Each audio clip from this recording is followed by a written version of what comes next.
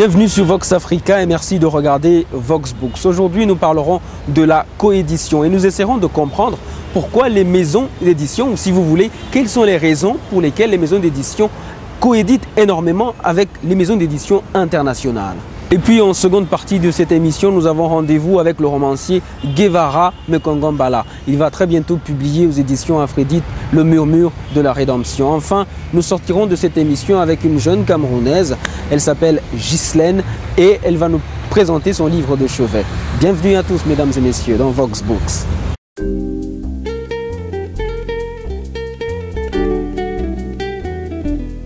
La coédition pour les maisons d'édition africaines, est-ce une raison marketing pour pouvoir diversifier et pénétrer de nouveaux marchés ou est-ce simplement une façon de s'imposer et pouvoir avoir accès à tout le marché africain?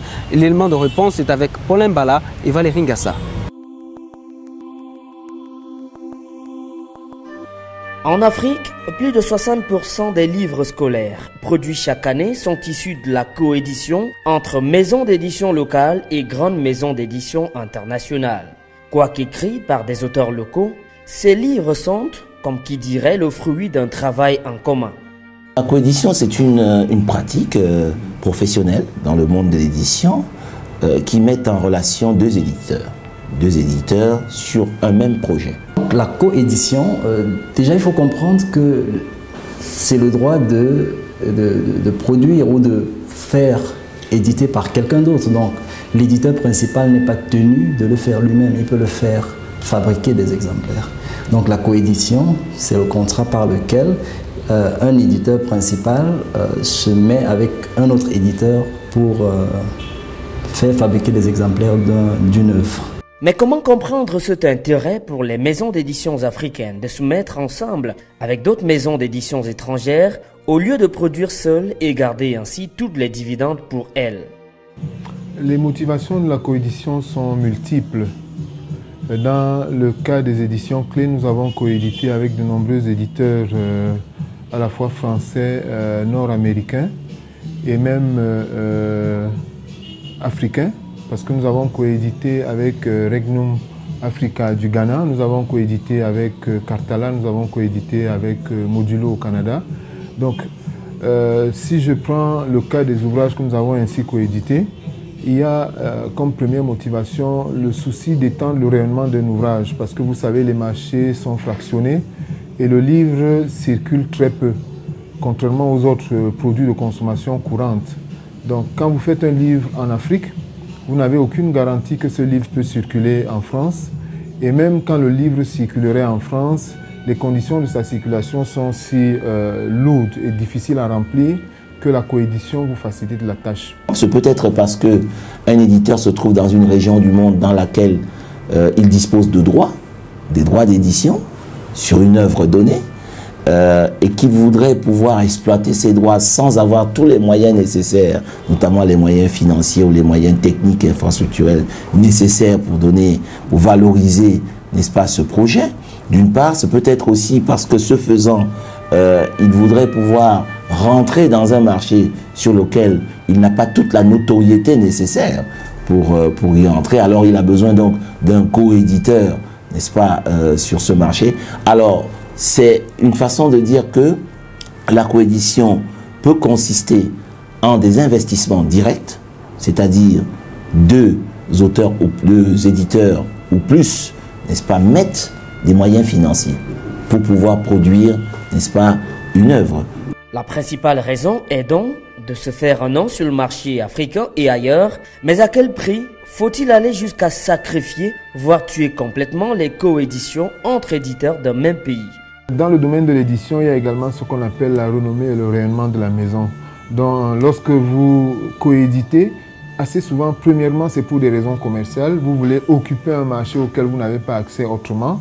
La deuxième raison, c'est également d'élever votre maison sur un piédestal parce que si vous coéditez avec un éditeur connu, ça augmente peut-être votre cote, mais vous n'irez pas coéditer avec quelqu'un qui est au stade des balbutiements dans le domaine de l'édition.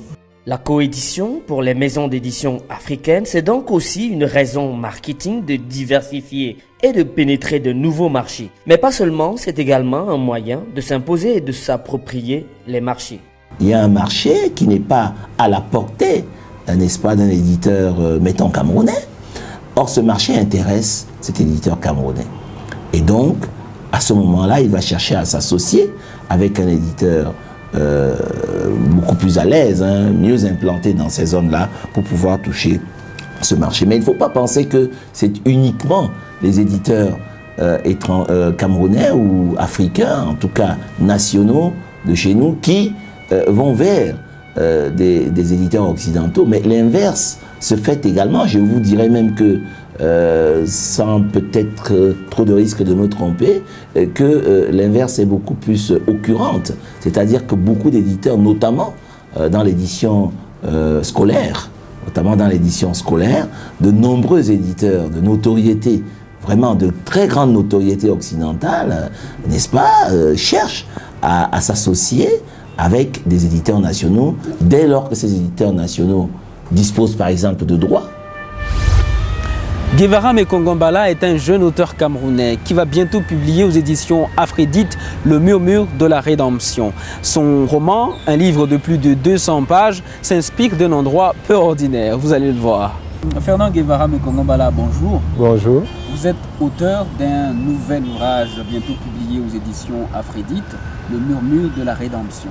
Alors, votre roman, de plus de 230 pages, c'est un peu une sorte de narration. Une narration qui prend pour cadre majeur deux personnages qui ont, disons, des relations amoureuses, idylliques même, je dirais, et je dirais même interraciales, puisque ces deux personnages, il y a un noir et puis une blanche, du nom de Anne-Sophie et de Gérondelle. Oui, oui. Alors, les deux ont en commun ou ont en partage un passé plein de vicissitudes, et c'est peut-être là, on a du mal. Comment quitter de ces vicissitudes pour en arriver au murmure de la rédemption?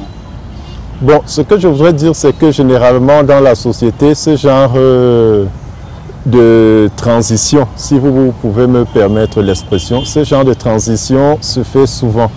Mais très souvent, la société ne retient que les échecs.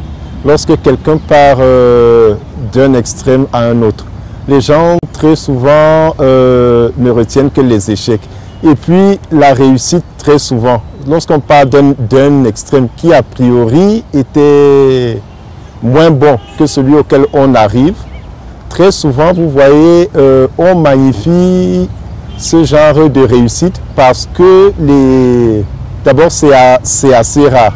Et puis ce sont de belles histoires. Vous voyez, je ne vais pas faire l'apologie par exemple dans le domaine sportif. Vous voyez très souvent les plus grandes stars, même au Cameroun, bon je ne vais pas vous citer de nom, partent souvent des milieux modestes pour arriver à un milieu de réussite et d'aisance sociale.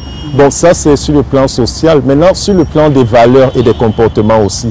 On peut voir des gens qui partent d'un extrême pour arriver à un autre. Je vais prendre un exemple.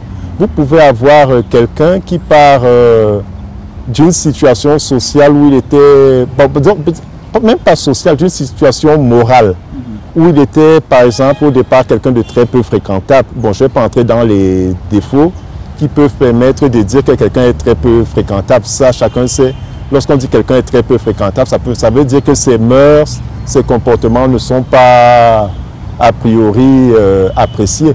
Et ensuite, la personne se remet en question, soit par sa propre introspection, soit par un concours de circonstances et arrive à un niveau qui permette, par exemple, aux autres, aux gens qui l'ont connu avant, de se dire, mais comment a-t-elle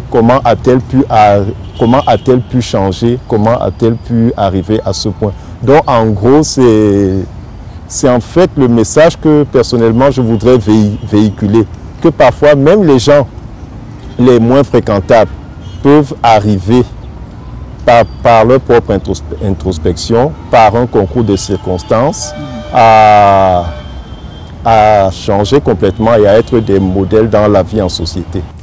Lorsqu'on lit votre roman, on voit beaucoup de personnages qui entrent en jeu. Donc il y a les deux personnages principaux, mais il y a beaucoup d'autres encore, au moins 4 qui interviennent juste après au milieu du livre, bien que vous reveniez sur les deux principaux à la fin.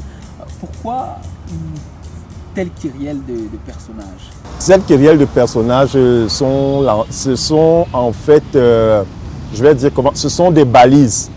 Ce sont des balises qui aident les personnages principaux à trouver leur voie et leur chemin dans l'histoire. Parce que vous voyez, il y a certains avec lesquels on était liés au départ. Et puis tout au long de son cheminement, on s'aperçoit que non, mais si je me comporte avec tel de cette façon, ça veut dire que moi-même, en fait, je suis en train de faire ce que je réprouve chez d'autres personnes. Vous voyez un peu. Donc, en fait, ces personnages aident les autres. En fait, ils les aiguillent un peu. C'est à travers eux, c'est leur point de repère qui leur permettent de savoir que non, il faut que je me mette sur ce chemin et que je continue de cette façon. C'est ce qui me permet de prendre des distances avec mon propre passé. Donc, en fait, ces personnages sont un peu des aiguillons. Hein. Ce sont des personnages qui permettent aux autres de trouver leur voie. Parce que chaque personnage, en fait, symbolise quelque chose que les autres étaient avant. Donc, en se détachant de ces personnages, ou bien dans leur relation avec ces personnages, ils cherchent eux-mêmes à s'améliorer, les personnages principaux. Monsieur Mekongo Balaka, quand on lit votre ouvrage, on a l'impression que dès le départ, d'entrée de jeu, on part avec deux personnages principaux. C'est-à-dire qu'il y a Anne-Sophie et puis il y a Gérondelle, qui ont une histoire, il y a une thématique précise.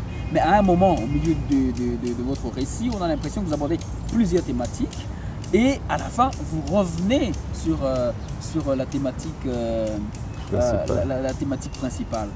Comment est-ce qu'on quitte des vicissitudes entre ces deux personnes pour le chemin de la perfection? Est-ce que ce n'est pas un peu paradoxal? Non, ce n'est pas paradoxal parce que je vous ai dit, par exemple, sans faire de publicité, lorsque vous regardez certains films, il y a des films qui traitent par exemple de la mafia. Vous voyez, il y a des anciens de la mafia qui deviennent des repentis. Hein? Et très souvent, c'est le fruit d'un concours, comme je vous l'ai dit, au risque de me répéter, c'est le fruit d'un concours de circonstances, c'est le fruit de sa propre introspection. Et puis, ça peut aussi faire partie du fait que les gens qu'on a côtoyés à un moment donné, en fait, ils nous renvoient le miroir de ce que nous sommes en réalité. Si vous côtoyez des gens d'une certaine moralité, et puis à un moment donné, vous mettez vous-même à réprouver les comportements de ces personnes-là. Ça veut dire qu'en fait, si vous les côtoyez, on dit souvent qu'ils se ressemblent, s'assemblent. Ça veut dire que si vous côtoyez ce genre de personnes, ça veut dire que vous avez des points, des atomes crochus.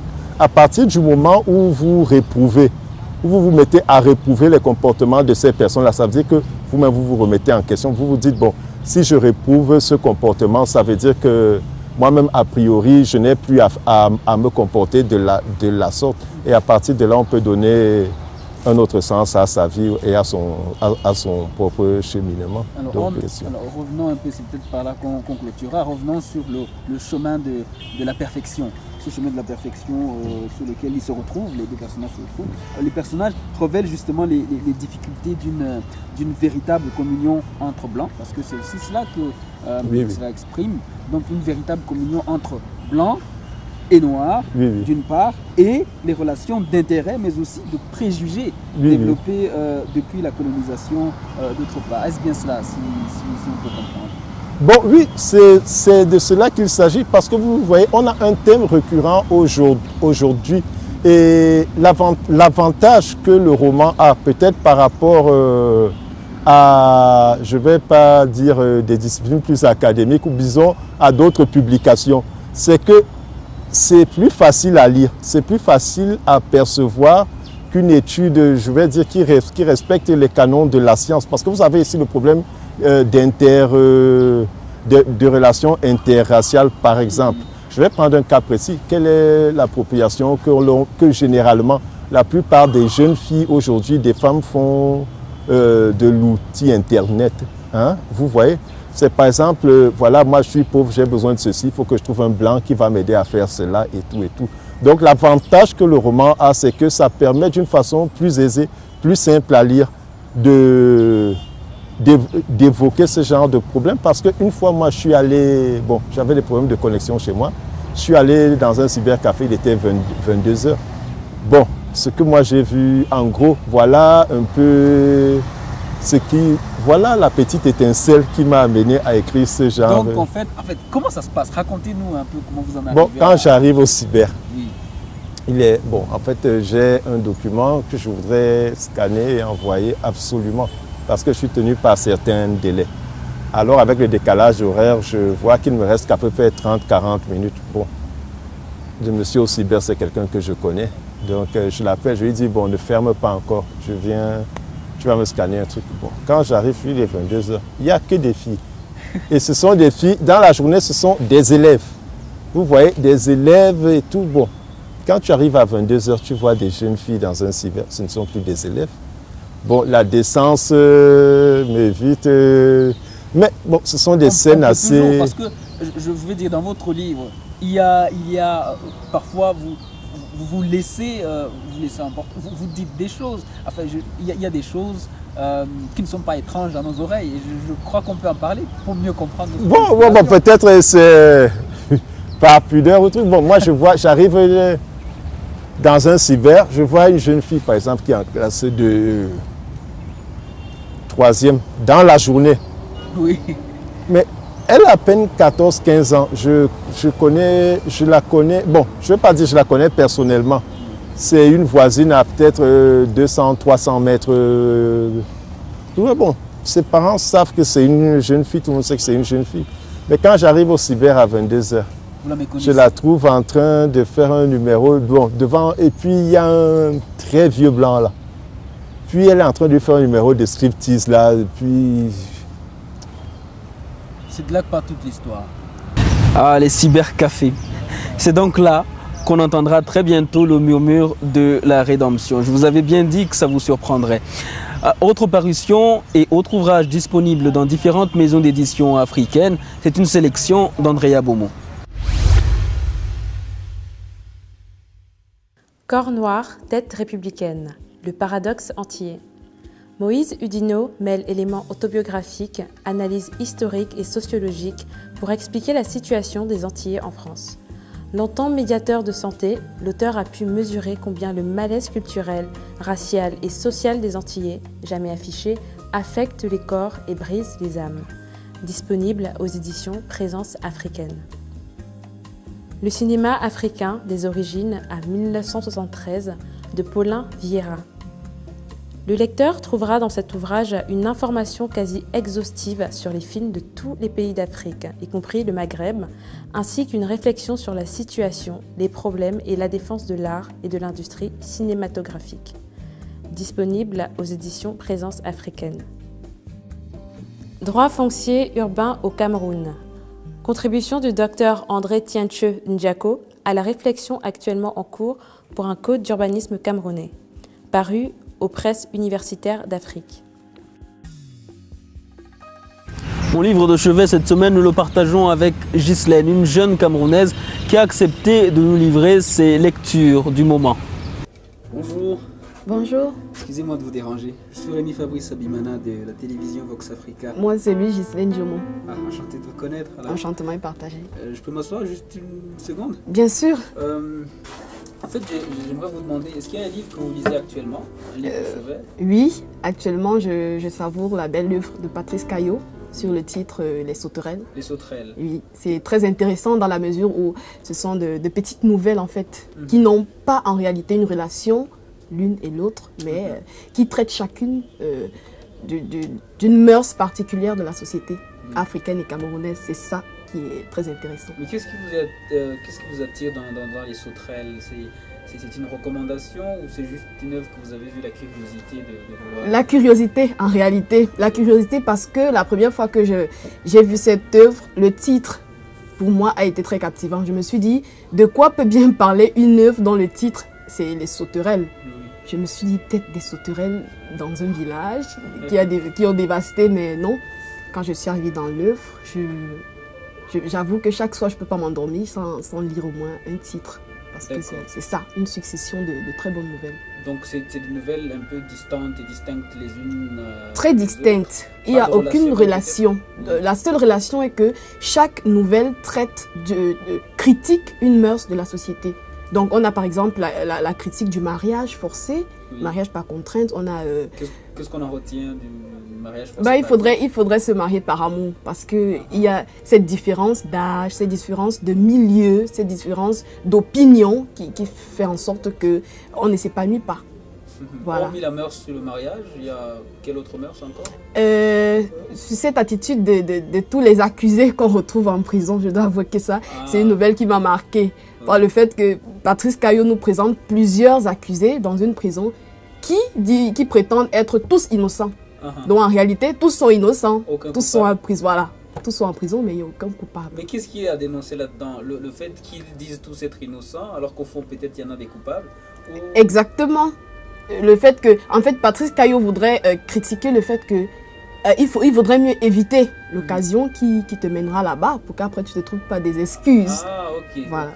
Et le mensonge alors dans tout ça, enfin, ils présentent ça comme un mensonge ou... En fait, ça les aide. Au début, ils prétendent vouloir s'évader un peu en causant avec les autres. Mais lorsque l'un commence à dire non, moi je suis innocent, bah, tous les autres d'un regard se disent c'est pas moi qui serai le coupable. Alors chacun commence à être innocent de son histoire. Voilà.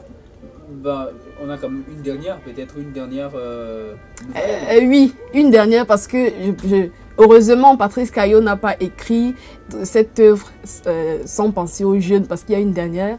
L'avant-dernière, c'est la 9e nouvelle d'ailleurs, qui parle des jeunes qui sont très pressés. Très pressés, très et pressés. Pourtant, les vieux ont compris que, ceux qui sont plus âgés, on dirait, ont compris que pour arriver au bon résultat, il faut prendre le temps. Très pressé dans un domaine ou très pressé? En fait, dans l'œuvre, Patrice nous présente un jeune qui chevauche pour aller dans un village Bamoun, pour arriver à la chefferie Bamoun. Dans l'Est du Cameroun? Oui.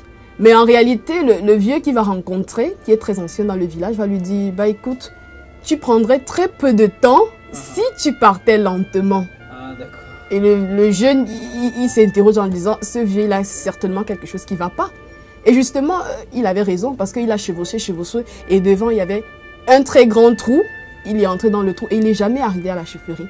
Finalement, il a compris que... Il faut jamais être pressé. Voilà, il faut prendre son temps parce que ça te permet de regarder si tu dois prêter attention à une ou deux choses à côté. Et puis voilà. Bah, Ghislaine, je voudrais quand même pas trop prendre ton temps parce que je t'ai surpris dans tes lectures. Effectivement. Je vais juste te demander une question avant qu'on se sépare et que je m'en aille. D'accord. Est-ce qu'il y a un livre dans la vie qui vous a passionné personnellement, un livre qui vous a marqué? Vous l'avez lu et relu? Oui. Okay. En réalité, il y a quelques mois, j'ai découvert un ouvrage intitulé Même. Oui, d'un auteur camerounais, d'un jeune auteur camerounais, il faut le dire. Donc, il y a deux choses qui me frappent sur cette œuvre. C'est le fait que l'auteur soit d'abord jeune, Ayagma Simplice, et en second, il parle... de son nom d'artiste, je crois. Voilà, vous connaissez. Et en second, il parle des femmes, il fait des éloges aux femmes. Et je me suis directement sentie concernée. Un recueil de poèmes. Voilà, effectivement. Il fait plein d'éloges aux femmes et ça m'a touchée parce que c'est un homme. Habituellement, les hommes, ils critiquent la société, mais la douceur qu'on retrouve dans les mots qu'il met dans Même, c'est particulier. C'est vraiment, c'est émouvant. On pourrait l'offrir à maman, on pourrait l'offrir à grand-mère, on pourrait l'offrir à tante ou à grande sœur et je suis sûre qu'elles en seraient ravies. Voxbooks, c'est terminé pour aujourd'hui. On se dit à samedi prochain. Mais avant de nous quitter, la suite des ouvrages disponibles dans différentes éditions avec Andrea Boumou. Au revoir. L'Afrique révoltée d'Albert Devoed. Il ne s'agit pas évidemment d'une étude exhaustive de la situation politique et sociale en Afrique noire. L'Afrique révoltée se veut une brève introduction à la connaissance d'un continent où la misère physique et le déséquilibre moral risquent d'entraîner bientôt une gigantesque lutte révolutionnaire. disponible aux éditions Présence africaine. Jazz et vin de palme, recueil d'Emmanuel Dongala. Avec une ironie mordante et un ton décalé, ce recueil de 8 nouvelles évoque la déroute des jeunes États africains et les désillusions qui ont suivi les indépendances. Autant de portraits d'hommes et de femmes qu'Emmanuel Dongala parvient à saisir avec justesse et humanité. Disponible aux éditions Hachette Internationale.